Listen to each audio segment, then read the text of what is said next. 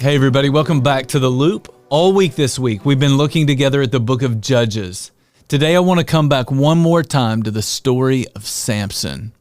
I believe that Samson made a discovery that all of us need to make sooner rather than later.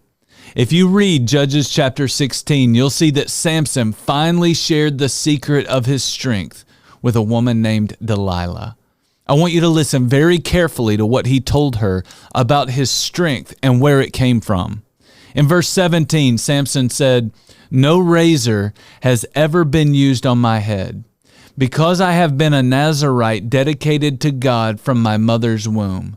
If my head were shaved, my strength would leave me, and I would become as weak as any other man." That night, Samson fell asleep, and his enemies came in and they shaved his head, and his strength did leave him.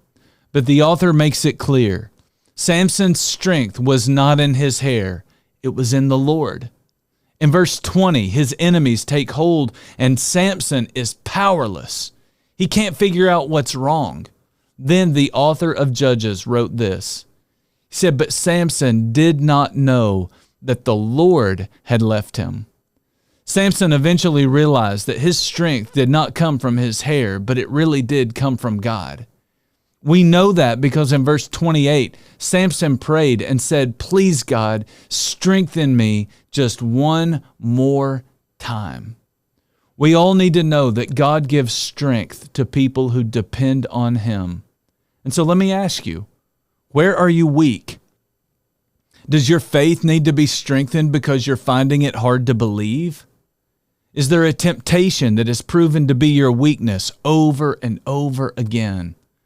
Are you growing tired of trying to do the right thing because it looks like no one else is?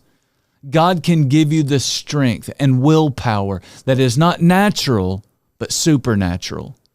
Don't depend on the strength that resides in you. Depend on the strength that comes from the Lord.